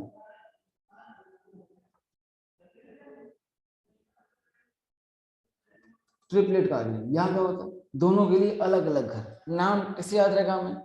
सिंगलेट, सिंगल घर दोनों के लिए। ठीक है भैया, सिंगलेट में सिंगल घर दोनों के लिए, दोनों एक ही घर में रहेंगे तो बन जाएगा सिंगलेट। और ट्रिपलेट कब बनेगा? जब दोनों अलग अलग घर में पाए जाएंगे। H ऐसा। और इस केस में जो दोनों नॉन बॉन्डेड इलेक्ट्रॉन है वो अलग अलग ऑर्बिटल में पाए जाएंगे विद सेम स्पिन। ऐसा इस तरीके से। तो ये बनने वाला है मामला, इसे बोलते हैं ट्रिपलेट कार्बन। ठीक है, ये नाम आता है इसका मल्टीप्लिसिटी की वैल्यू के बेस पे। जो आपने पढ़ा होगा एटॉमिक स्ट्रक्चर में, एटॉमिक स्ट्रक्चर में आपको सिखाया जाता है कि मल्टीप्लिसिटी की वैल्यू निकाला जाता है कैसे, है कि नहीं? तो आप देखिएगा इस ऑर्बिटल में कैसे जो इलेक्ट्रॉन पाए जा रहे हैं उनके बेस पे कि मल्टीप्लिसिटी की वैल्यू क्या आएगी। इसका आती है 1 सिंगलेट की, और ट्रिपलेट आती है 3। ठीक है, तो उसके बेस पे निकाला जाता है, आंसर दिया जाता है, ये नाम दिया गया है मल्टीप्लिसिटी की वैल्यू के बेस पे। ठीक है भाई, ऐसा। तो सिंगलेट और ट्रिपलेट कार्बन। अब मामला आता है इन दोनों में से ज्यादा स्टेबल कौन सा होगा। अगर बात करें स्टेबिलिटी की, तो क्या आप बता पाएंगे कि स्टेबिलिटी ज्यादा किसकी होनी चाहिए? बता पाएंगे क्या कि which one should be more stable, पहला या दूसरा? सब बोलते हैं पहला। मोस्टली ऐसे होता है लोगों को, पता नहीं लोगों को कितना शादी ब्याह का मतलब, कितना शादी ब्याह में कितना मन लगता है लोगों को, कि दोनों एक साथ एक घर में रहेंगे, मस्त शादी ब्याह कर लेंगे, प्यार से रहेंगे। ऐसा हुआ क्या है? ऐसा हुआ? ऐसा बोलना चाह रहे हैं आप? नहीं, सब बताओ कि पहले में दोनों इलेक्ट्रॉन साथ में रहेंगे तो मस्त प्यार से रहेंगे, अच्छा रहेगा, स्टेबल रहेगा मामला है, खुशी खुशी जीवन भर रहेंगे। ऐसा नहीं दादा, जब साथ में रहते हैं तो झगड़ा होता है, जब साथ में रहते हैं तो झगड़ा होता है, अकेले ही ठीक होता है। आ रहा मामला? हाँ, इसीलिए ज्यादा स्टेबल कौन सा होगा? Triplet is better than singlet. आ रहा मामला? जब साथ में रहेंगे, एक ही घर में रहेंगे, झगड़ा होगा। दूर दूर रहेंगे, अलग घर में रहेंगे, झगड़ा नहीं होगा। मतलब क्या है इसका? रिपल्सन। अगर दोनों के दोनों इलेक्ट्रॉन एक ही ऑर्बिटल में रहेंगे तो उनके बीच में क्या होगा? झगड़ा होगा, इलेक्ट्रॉनिक रिपल्सन लगेगा, इंटर इलेक्ट्रॉनिक रिपल्सन लगेगा। अगर बात नंबर 2 की बात की जाए तो उस केस में दोनों कहाँ है? अलग अलग घर में है, तो इंटर इलेक्ट्रॉनिक रिपल्सन मिनिमाइज हो जाएगा और क्या हो जाएगा? More stable. तो जा सकते हैं ट्रिपलेट, सिंगलेट और ट्रिपलेट में बेहतर कौन होता है? Generally triplet. जनरली ऐसा बोल रहा हूँ, हमेशा नहीं, हमेशा नहीं। जब बैक बॉन्डिंग आपने पढ़ा होगा मे बी इनऑर्गेनिक केमिस्ट्री में, इनऑर्गेनिक केमिस्ट्री में पढ़ा होगा बैक बॉन्डिंग, तो बैक बॉन्डिंग के केस में केस उल्टा होता है। In the case of back bonding ये केस ठीक रिवर्स हो जाएगा, है ना? इस केस में यहाँ पर ऐसा आ रहा है बस, इस केस में। तो जनरली अपन कह सकते हैं ऐसा, हमेशा ऐसा नहीं होगा। ठीक है भैया, कब नहीं होगा? जब बैक बॉन्डिंग होगी तब। ठीक है भैया, ठीक है नहीं साहब? अब तो सही है ना? दोनों को अलग अलग हो गए, ठीक रहेगा, है ना? साथ में झगड़ लेंगे, लड़ाई हो जाएगी, है ना? चलो आगे बढ़ते हैं। सेम मामला बनता है किसका? नाइट्रीन का। ये था खेल कार्बीन का। अगला आता है पांचवा intermediate, the last intermediate that is नाइट्रीन।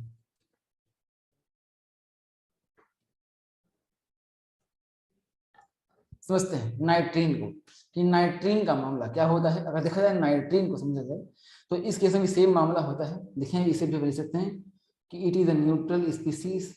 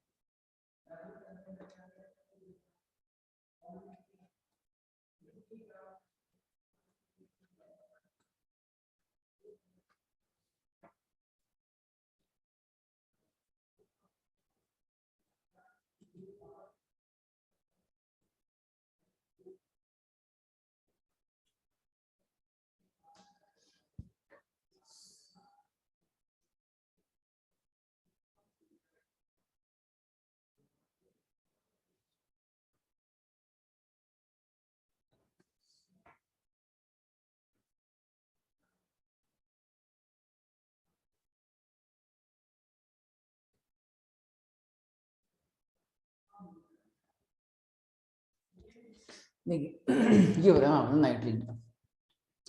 देखिए समझते हैं खेल को, ये क्या होता है। देखिए मैं बात की जाए नाइट्रीन की, यहाँ पर मामला क्या बनने वाला है। ये होता है एग्जाम्पल को ऐसा, ये आता है नाइट्रीन, ये एन सिंगल बॉन्ड यहाँ लगा दिया एच, ये एन की जानते हैं नाइट्रोजन के आउटर मोशन में कितने होते हैं, 5 होते हैं इलेक्ट्रॉन। तो इसमें से एक गया है बॉन्डिंग में और बाकी के 4 इसके पास पड़े हुए हैं ऐसे। ठीक है, इस तरीके से इसे बोलते हैं नाइट्रीन। तो बताइए इस नाइट्रीन को देखकर बताइए कि आपको इसमें कहीं पर भी कोई चार्ज देखने को मिल रहा है क्या? कहीं पर भी कोई चार्ज देखने को मिल रहा है क्या? बोलो यारो, कहीं पर भी कोई चार्ज देखने को मिल रहा है? कोई चार्ज देखने को नहीं मिल रहा, खत्म किया यहाँ पर है कि नहीं। मतलब कैसा है ये न्यूट्रल, अपन एक लिखा हुआ है कि क्या है, न्यूट्रल स्पीसीज है। ठीक है, जिसमें क्या होते हैं आउटर मोशन में कितने होते हैं, 6 इलेक्ट्रॉन, 4 नॉन बॉन्डेड है और 2 बॉन्डेड है। ऊपर लिखा है कितने हैं, 6 हैं इलेक्ट्रॉन, जिसमें से 4 कैसे, 2 कैसे हैं बॉन्डेड है और 4 कैसे हैं नॉन बॉन्डेड है। खत्म के बस ये बात लिखी हुई। ठीक है भैया ऐसा, तो ये सब बोलते हैं नाइट्रीन। ठीक है भाई, इसका भी 2 मामला बनेगा, सिंगलेट और ट्रिपलेट नाइट्रीन, जो उतना कुछ खास होता नहीं है। आपके मॉड्यूल में इतने गिवन है क्या, आपके मॉड्यूल में सिंगलेट और ट्रिपलेट गिवन हुआ नहीं है। ठीक है भैया ऐसा, चलो यहाँ पर भी गिवन नहीं है। चलो बस ये कोई दिक्कत नहीं, जाने देते इसको, है ना ऐसा। ये मामला बनने वाला है, सेम मामला यहाँ पर भी आएगा। ठीक है, सेम मामला आएगा क्या, वैसे जैसे वहां आया था ना सिंगलेट और ट्रिपलेट का, कि क्या कर देंगे आप, ऐसा कर देंगे कि अगर नाइट्रोजन लिया अपन ने, सिंगल ये ले लिया यहाँ पर H, 2 इलेक्ट्रॉन यहाँ दिखा दो। अगर दोनों के दोनों आपने एक ही में दिखा दिया तो बन जाएगा सिंगलेट, और दोनों के दोनों आपने अलग अलग दिखा दिए तो क्या बन जाएगा, ट्रिपलेट ऐसा। ठीक है भाई, बाकी बाकी बकवास काम है, कुछ खास है ही नहीं इसमें। एक बात इसमें सुपर नोट के फॉर्म में लिखते हैं कि नाइट्रीन जो है ना वो एक जगह बनता है हमारा इंटरमीडिएट, और ये बात एम्स में पूछी गई थी डायरेक्टली। ठीक है, हॉफमैन्स ब्रोमाइड डिग्रेडेशन रिएक्शन, इसमें बनता है acyl nitrene as a intermediate. ठीक है भैया, लिखते हैं असाइल नाइट्रीन, इसे आप डायरेक्टली याद रखें बिकॉज क्वेश्चन डायरेक्टली आता होता है ये। तो पहली काम की बात आ रही है ये, acyl nitrene in bracket R C double bond O और ये एन, ये देखिए आप, ये नाइट्रोजन सिंगल बॉन्ड और ये लगा हुआ है। इस पार्ट को बोलते हैं आरसीओ पार्ट को बोलते हैं असाइल। आपने पढ़ा होगा कहीं पर, तो 12th क्लास में आपने पढ़ा होगा असाइल, है कि नहीं। 12th क्लास असाइलेशन आपने पढ़ा होगा, जिसमें आरसीओ पार्ट आकर अटैच होता है। 12th क्लास असाइलेशन पढ़ा है क्या, बिल्कुल वही चीज है, बोलते हैं इसे असाइल बोलते हैं। बगल में कौन लगा, नाइट्रीन, तो नाम का बन जाएगा असाइल नाइट्रीन। और यही असाइल नाइट्रीन काम करता है एज अ इंटरमीडिएट, किसमें, हॉफमैन ब्रोमाइड डिग्रेडेशन रिएक्शन में। Acyl नाइट्रीन is intermediate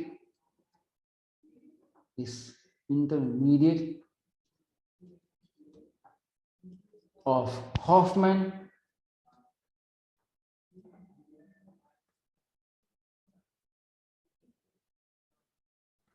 bromamide degradation reaction। ठीक है भैया, ऐसा बनता है खीर। ठीक है ना, हॉफमैन ब्रोमाइड डिग्रेडेशन रिएक्शन यहाँ बनता है। तो यहाँ पर हमारा मामला खत्म होता है किसका, कंप्लीटली इलेक्ट्रोफाइल का, सॉरी क्या बोला जाए, इंटरमीडिएट्स का खेल यहाँ पर खत्म होता है। अब बताए हमने जो सीक्वेंस ली थी उस सीक्वेंस में हमने पहले क्या लिया है, आफ्टर इंटरमीडिएट्स हमने क्या लिया है, हमने पहले अटैकिंग स्पीसीज रिएजेंट्स लिए हैं या फिर हमने पहले लिया हुआ है सॉल्वेंट, क्या लिया हुआ है हमने उस सीक्वेंस में, क्या लिया हुआ है जो का पैटर्न बनाकर दिया था GOC1 का, पहले लिया हुआ है रिएजेंट।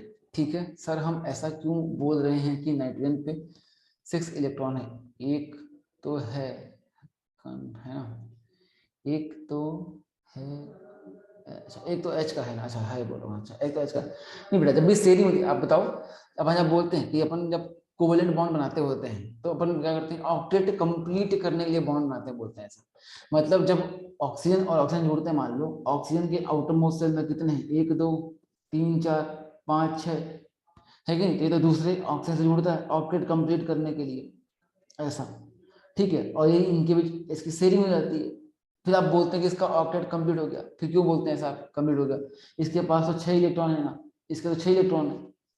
पर जब शेयरिंग होता है ना, शेयरिंग होता है, दोस्ती यारी ताजा मजा, आप सुना होगा, जब आपकी मेरी दोस्ती हो गई तो जो मेरा है वो तेरा है, जो तेरा है वो मेरा है, सीधी सी बात। अगर मान लो हमारी दोस्ती हो गई तो मेरा जो सामान होगा सब आप आराम से यूज करोगे, वैसे आपका मैं यूज कर लूंगा, एक ही बात है कि इसे बोलते हैं दोस्ती यारी ताजा मजा, जो तेरा है वो मेरा है, जो मेरा है वो तेरा है, ऐसा।